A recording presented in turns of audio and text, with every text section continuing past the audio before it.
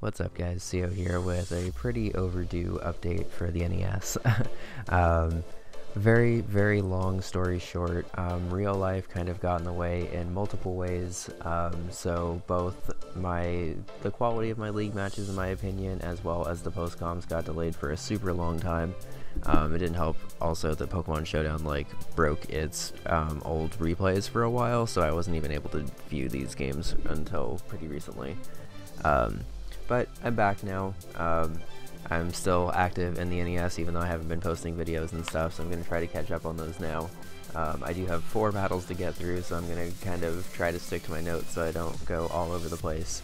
But before I even get into this battle, I actually kind of have to make a clarification to the Week 3 battle that I had.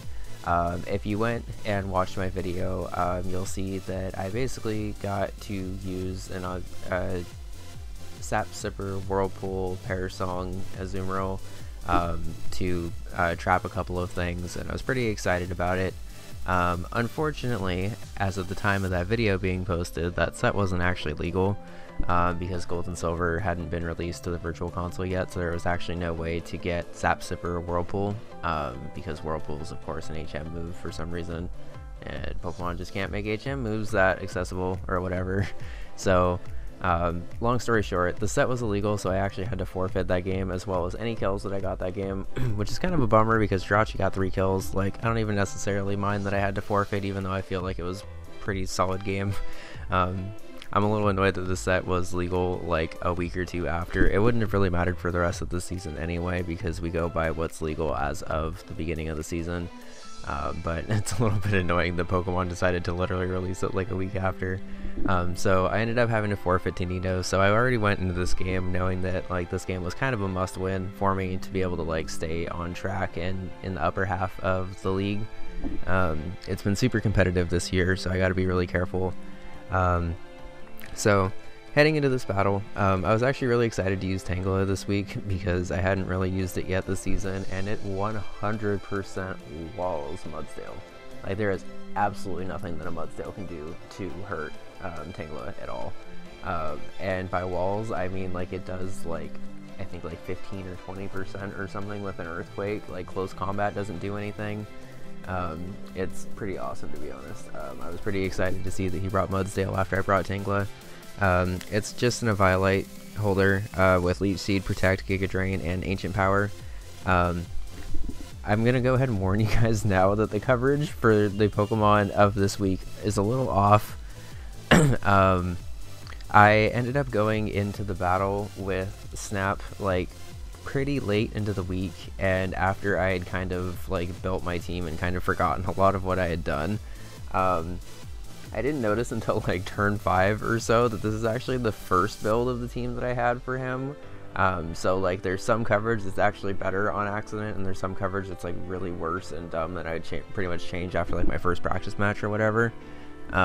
Because lifting the curtain a little bit, for my league matches I basically just build a team of pretty much whatever I want, more or less, and then I go into practice matches with Super Nerd, Beard, HPK, TK, and Epsilon and stuff like that.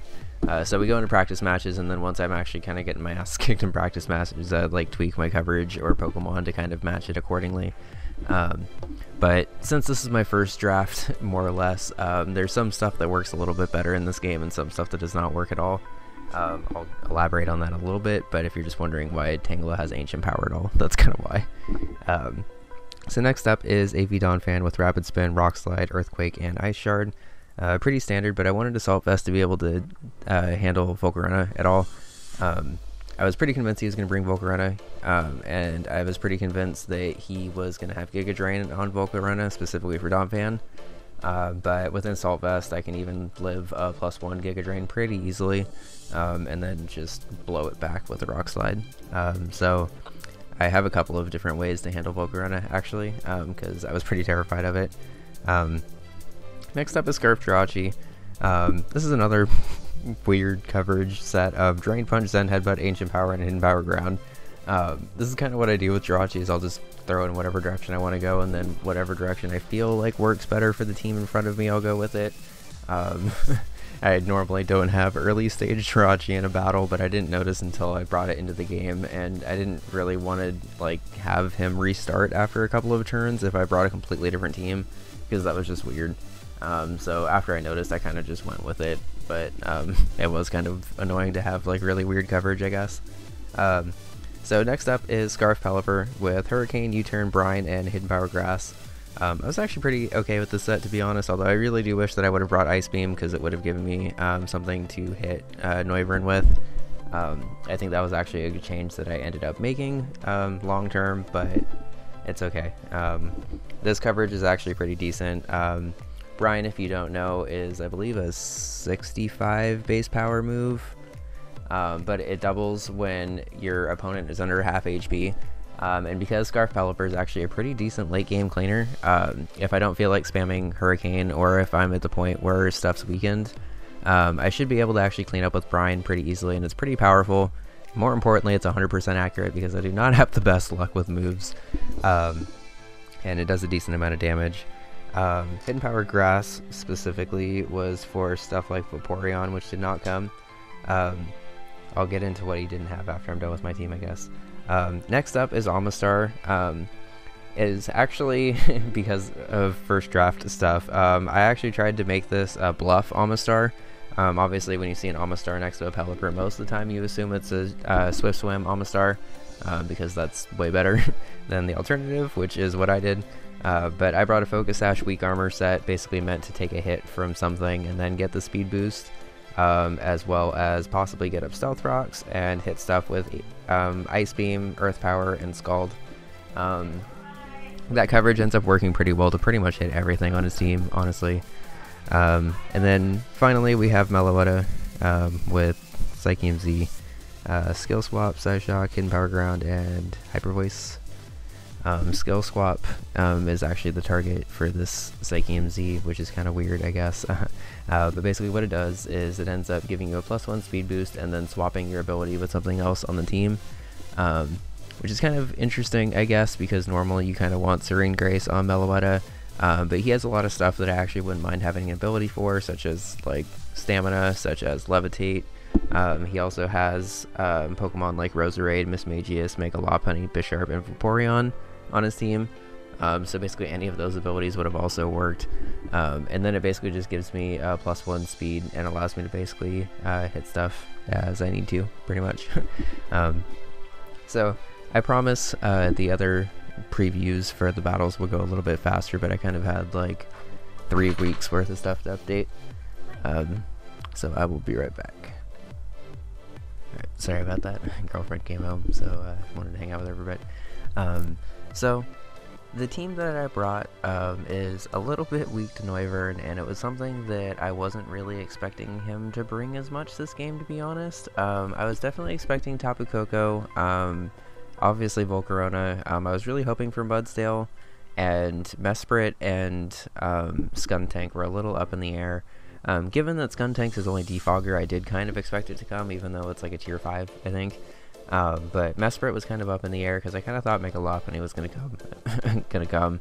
I also kind of expected Roserade to come, just for the type coverage and the fact that he likes it and is really good with it. Roserade was either the Season 1 MVP or tied with Rotom Heat for the Season 1 MVP, but he owned both, so both are pretty good, I guess. Going into this game, I didn't want to immediately get 6-0'd by Quiver Dance Volcarona, so I just decided to lead with my counter to that. I originally had Donphan as my lead to that, and just to set up rocks if I needed to. I could have done that here, but I also just had Scarf Pelipper, and that was even easier, because I can just get off 2 Hurricanes and kill it pretty much. So that's basically what I'm going to do. He sends out Volcarona turn 1, so I was already pretty terrified of it. Nothing really wants to switch into a Hurricane. Even if Tapu Koko comes in, it doesn't really appreciate it that well, if I remember right. So I'm just going to go for it. Obviously Volcarona doesn't take it that well. It tries to get a Quiver Dance up, but I'm not going to have any of that, because fuck Volcarona, basically. So he sees that I'm Scarfed and goes into Tapu Koko now. Obviously, I'm not going to stay in. It's a little bit predictable, but because I am a Assault Vest Dawn fan, even if he does predict me and go for a Grass Knot or something, it's not a 2-hit KO, so I can just go for an Earthquake the next turn. It's not really the end of the world, I guess. He does do that, so good read on his part. He goes Mesprit as I go for the Rock Slide. I knew he wasn't going to stay in, but I also didn't really have anything to hit Mesprit. I also kind of thought that he might have gone straight into Noivern to try to potentially read my item, because I know most Noiverns run Frisk, and if he went Mesprit like he did, it was still an okay play to go for Rock Slide. It wasn't really doing a ton, but it was there. So because I didn't really know what this Mesprit was going to go for, and I didn't want to just go for a Shadow Ball right off the bat, I didn't want to go to Jirachi. I could have gone Malavetta here, but I decided to go into my wall here after seeing Leftovers, and just go to Tangela to try to get some recovery off on this thing with Leech Seed. I'm a little bit scared when I see Calm Mind, but since Side Shock targets physical defense and not special defense, I end up taking that really well. He shows that he's Air Balloon on his Skuntank, which is a little bit annoying because if you don't know, Skuntank's typing makes it so he's only really weak to ground, and Air Balloon makes it so you float until you've been hit by an attack. So I have to basically hit this thing first before it'll actually be weak to anything, which is a little bit annoying because obviously Dawn Fan would like to just come in and Earthquake this thing and completely obliterate it, and it can't. So Jirachi doesn't really have very much to hit this thing without Hidden Power Ground. Drain Punch is going to be neutral, but I also don't really want to take a Dark type attack from this thing, so I'm not going to stay in. I also know that this thing gets and frequently carries Fire Blast, mostly because it's like a really good check to Steel types, which obviously Poison types don't really do that well against most of the time. So I go for a Defensive Scout here and just go into Pelipper because he's not going to have anything to hit Pelipper with. He does go for the Fire Blast, which in the rain and resisted and against something that's actually kind of bulky and not stab means that it doesn't really do anything at all. So I get a free U-turn here. If he stays in, which he doesn't, I get to pop the balloon. If he does switch out, I get to go into something else. And here I just bluff that I'm going to be Shell Smash and hope to scare this thing out while I get off some damage on stuff. I could have gone for rocks here, and it would have probably been a good play, I guess, now that I'm thinking about it. But I kind of just wanted him to switch out and get hit by something, I guess. So I just go for the Rain Boosted Scald, and unfortunately is still a 2-hit KO, and that just brings me down to my Sash. Like, rocks weren't totally critical this game, but they probably would have helped out, so I kind of wish I would have gotten them up on either of these turns. I get pretty lucky here and get a freeze. Honestly, I didn't really deserve it. I wasn't really playing that well. Tapu Koko stays frozen, and will continue to be frozen until it's dead. So that was really unfortunate because now his like main thing of outspeeding is dead. I'm not sure if he was scarfed or not. If he was scarfed, obviously he outsped my entire team. I'm pretty sure he wasn't scarfed because I don't think I saw Life Orb or anything like that. But anyway, either way I got frozen, so a little bit of good luck on my side, even though I'm not really playing that well in my opinion. So I can go for rocks here, but I predict this thing to be able to outspeed and kill me. He instead just goes for a Sucker Punch and kills me off. So honestly, not really, again, 100% thrilled with how I played Amistar this game. It was kind of a weird set to bring this week anyway, in my opinion, now that I've like kind of taken a step back and realized. But I did also miss like 3 or 4 opportunities to get rocks up, and worst case scenario, Skuntank defogs it and I get a free turn into something else. Best case scenario, Noivern gets severely crippled and can only switch in a couple of times instead of being able to just come in freely and outspeed everything and threaten me a lot. So right there is probably like one of the biggest regrets I had of this game, I guess. But now that I'm in with Jirachi, I'm obviously not really going to be able to like, it's just Sucker Punch mind games, I guess, at this point, because I can't attack this thing, but a Sucker Punch is going to do a lot.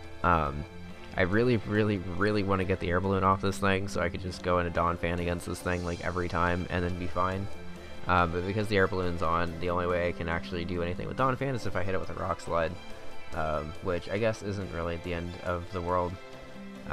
But I don't want to do that quite yet. So I'm gonna go Dawn Fan on the Fire Blast, because I guess I can. Like, I don't really have a lot of other options. I know I just said I wasn't gonna do it, but then I looked down at my notes and saw that I did.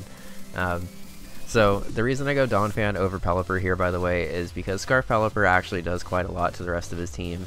It's very easily super effective against Mudsdale. Like, it just completely blows it back.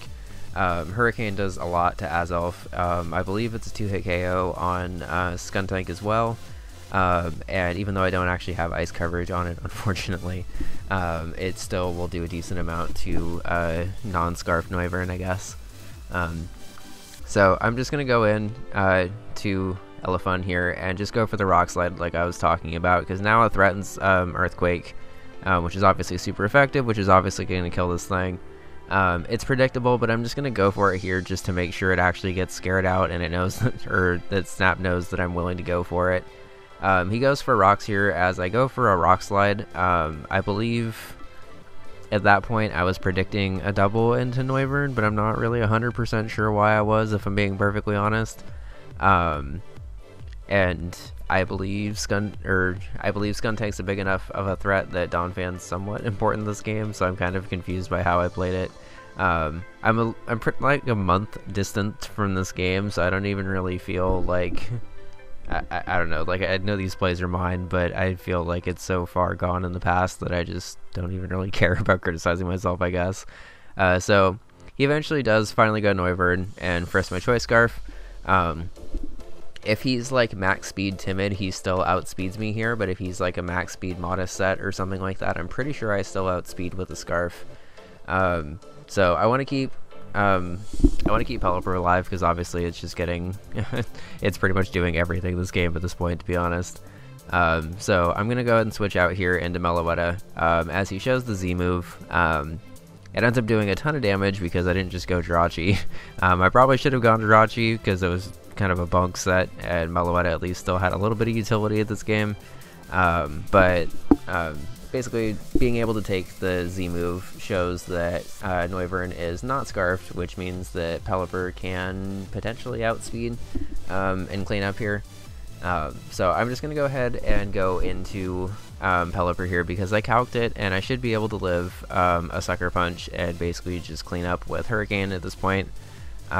If he goes Mudsdale after Noivern and ends up living, like he's a Salt Vest or something, I can still just go Tangela and clean up here. Unfortunately, the critical hit ends up killing off Pelipper. I'm not mad about that crit. I'm gonna be perfectly honest and say I'm not, because I played myself into a position where a crit mattered, and then I got the crit, and then it mattered. The crit mattered. I'm not gonna pretend like it didn't, but I'm also not gonna pretend like I didn't play myself into that position by making a couple of suboptimal switches and team building mistakes, I guess. So here I am against Jirachi. At this point, I basically have to take a Sucker Punch to kill this thing. I'm not super confident because I haven't calced it, to be perfectly honest. I'm not super confident that Tangela can come in here and take a couple of hits like it needs to. Sucker Punch does a ton of damage because obviously it's super effective, and then I don't even fucking end up killing anyway, so I have to go into Tangela. Basically, after Pelipper went down, I was a little bit saltier than I probably should have been during the game, but you can see that a regular Poison Jab plus Leech Seed isn't even going to do anything. I was afraid of him Fire Blasting here, I guess, because I believe a Fire Blast was probably going to be a 2-hit KO. But because he keeps going for Poison Jabs and doesn't get the poison, luckily, I'm able to kind of just spam Leech Seed here. You can see that Mudsdale doesn't actually really do anything at all. And thinking about it, I'm actually going to pause and rewind a turn because I didn't mean to talk through this one. So as Tangela's in here and walling stuff, I can actually still, at this point, potentially pull it back if I'm able to kind of pull off a couple of shenanigans here and just like get the right switches on stuff. So Jirachi, again, as a reminder, is Choice Scarf set with the most punk Choice Scarves like options imaginable here. If I had Ice Punch and I just switch into Jirachi and just spam Ice Punch and then switch into Tangela, I have no problem. Drain Punch, Zen Headbutt, Ancient Power, and Power Ground got to make it a little bit more difficult though. At this point, it's looking like Zen Headbutt is probably my best option, and just try to get the flinch hacks that I've never really like relied on with Jirachi. Because then I can just come into Tangela after. Hopefully I would get a flinch on Noivern, because I don't believe it would be a Oko. But if I'm able to get the flinch on Noivern and then even potentially get one on Mudsdale, I should be able to stall it out with Tangela and then potentially bring the game back, I guess. For some reason though, I got kind of locked on to him staying in and me being just able to kill off Mudsdale here. So I go for a Giga Drain, which I really shouldn't have. Even after all of the mistakes I made this game, if on turn 29 I would have switched into Jirachi here and gotten a clean switch, I would have been able to either go for an Ancient Power to try to kill this thing off, go for a Zen Headbutt to try to get the flinch hacks, and then potentially do a little bit of damage to Mudsdale if I needed to, and then switching back out to Tangela if I needed to, because if you don't know, Tangela's ability basically gives it 30% health after it switches out. So I could basically just keep pivoting back and forth between Jirachi and Tangela, getting health onto Tangela while being able to switch up moves on Jirachi. It's complicated, but there was still a way for me to navigate it out. As you can tell by me talking in the past tense about all the things I could have done, I did not do this. I end up going for the Protect just to see what he goes for, and he has Air Slash. It was actually a roll, I believe, to kill here, but it was a roll that was like really heavily in his favor. Like I would have pretty much needed a min roll to be able to live, and I'm pretty sure Air Slash was a guaranteed kill from there. So unfortunately I lose 2-0. I know I talked very negatively about myself that entire video, but Snap played an awesome game. I don't really think there's anything I would have done differently if I was him, because I feel like I don't know, I feel like he played aggressive from start to finish and took advantage of every turn of momentum that he could. And Noivern ended up putting in a lot more work than I wanted it to, but that's okay. I think it was a good game. I think I honestly got kind of really lucky for the most part. I put myself in a position where the crits that I got hit against me mattered, but that's because I didn't really play or prep that well, in my opinion. So on to next week. I wasn't super happy with how I played this game, but I realized that I just needed to kind of settle down. I needed to look at my roster and kind of make a couple of tweaks. I know I said that I was pretty confident in my roster in my season builder video, or my season draft recap video, I guess. And at the time I was, but as I've kind of grown with this team, I've realized that its shared weaknesses and shared strengths aren't really enough to last the full season. Like the things that it does well, it does pretty well, but I haven't really been able to capitalize on those as much as I would have liked. So as of week 4, I officially am dropping Rain from my team. As you're about to see over the next 4 weeks of videos, or I guess, I still don't know how I'm editing this now that it's 23 minutes. I'm probably just going to make this its own video. But over the next 4 videos or so, you're going to see that my team goes through a drastic rehaul. I end up having an entire new team of Pokemon at this point, or at least like an entire like 6 to build off of. So first things first, I decided to drop Pelipper for Goodra. I didn't have a dragon on my team, and as I was starting to try to build for my future roster, I realized that I really just needed a core of some kind. My defensive switches aren't there, or haven't been for the beginning part of the season, and I was able to get away with it some games and not able to get away with it some other games. And playing hyper offense, you basically need to have switches and sacks and be able to move around and stuff like that.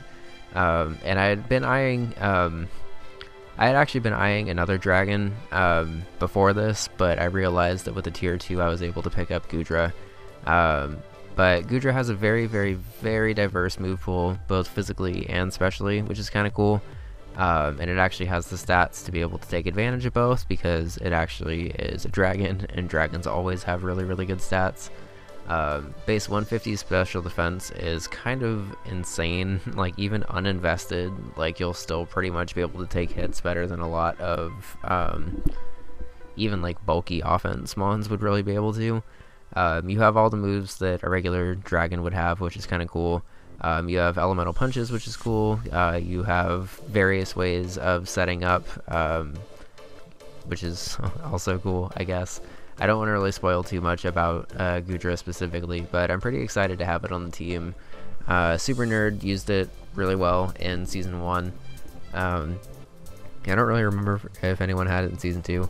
But Nerd really used it well in Season 1 and kind of piqued my interest in it, and I think it'll fit this team pretty well with Jirachi and Azu. I'm pretty excited to get that pair going for at least a little bit. Hint hint. But next week we are going to face Fluka, the coach of the Hamilton Rycats. He and I have a pretty good history on the channel if you go back. We're going to have a revived history here soon, hinting at future projects, hint hint. But thanks for making it this far, guys. Drop a like and subscribe, because I'm definitely going to make this its own video now. If you are interested. That was the most awkward intro of all time. Oh boy. Alright, bye.